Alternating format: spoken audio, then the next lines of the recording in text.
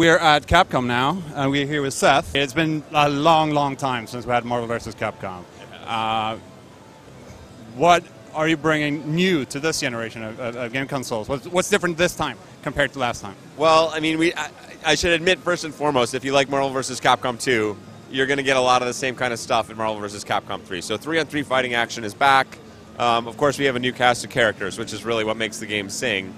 Finding your new favorite Marvel, superheroes, as well as your favorites from the Capcom cast, and pairing them up into these triple teams. But as far as one of the other things we really wanted to do is do a lot more integration between sort of the game and the comic, because in Marvel vs. Capcom 2 is a great fighting game. Did virtually nothing with the comics or the characters. There was no story to speak of. It was just literally, thanks for playing, and that was the end of the game. So we're really trying to do it a more cohesive approach where we have many touches from the graphical look of the game to touch on the comics, down to things like the select screen and the story, and basically integrate that overall. We've also got a bunch of new gameplay mechanics, but nothing that's going to shock anybody. Basically just a way of getting more people having fun with air combos. That was one of the things that was more challenging to some of the brand new players. So everyone can mash out combos on the ground and have fun there, but not enough people were getting into the air on the casual level. So we found a way to bring them into the air combo business and also create some spectacular effects once you're in the air.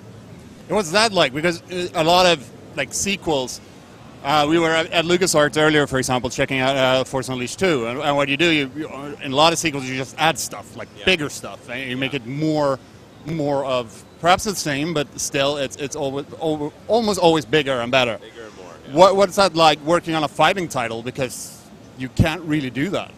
Well, you know what? I actually think that fighting game business, when it was, it was formerly big and then it sort of went away for a long time. Part of the reason it did that is because I think they did what you were talking about. They kept adding more and more stuff.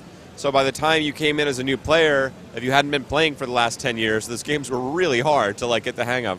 So one of the things we've tried to do is go back to the roots when people were really enjoying fighting games, stick with what works, and sort of turn up the best bits, turn down the parts that weren't working, and mostly just keep a focus on the characters and the comics and the style and just the over-the-top crazy fun. So we do want to do more, so we're working on additional characters and things like that and some new systems, but really it's just a new set of possibilities because fighting games are so rich with the way the characters can all interact, especially with the 3-on-3 system like this. We did the math once on Marvel vs. Capcom 2, the number of total possibilities just in terms of which character and which assist and which order you could face them in, and it was something like 750,000. That's just the possible matches, not to mention you could play the same matchup, of course, many times against different players and enjoy yourself. So I'm going on a little too much about this. Please, sorry. That's perfectly fine. But we've seen, when it comes to 2D fighting, we've seen, for example, Street Fighter 4 brought that back, and now Marvel vs. Capcom. Do you personally feel that there's something in 2D that's better than 3D? Well, each have their own advantages. I'll give the political answer, right? So there are great things about both systems. So 3D obviously offers a certain range of motion. A game like this, even though it's 2D, has also a huge space to move around in.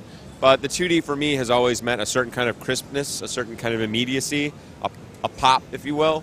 And that's you can see that mathematically. Like the fastest move in most of your 3D kind of fighting games is much slower than the fastest move in a 2D fighting game. And that's just the nature of the way they sort of need to be constructed.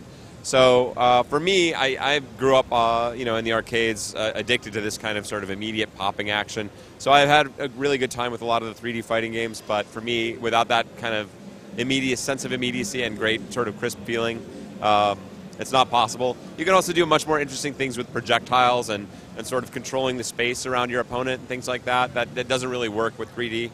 Mostly you just need to be sort of face-to-face there. So you get a different style of combat that you can't really get in the 3D spaces easily. So I love these games.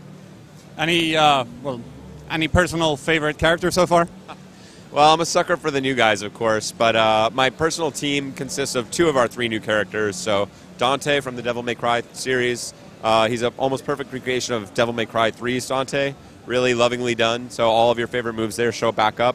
Deadpool is, of course, one of the new Marvel characters, very popular, and he's perfectly recreated. I really get a kick out of him.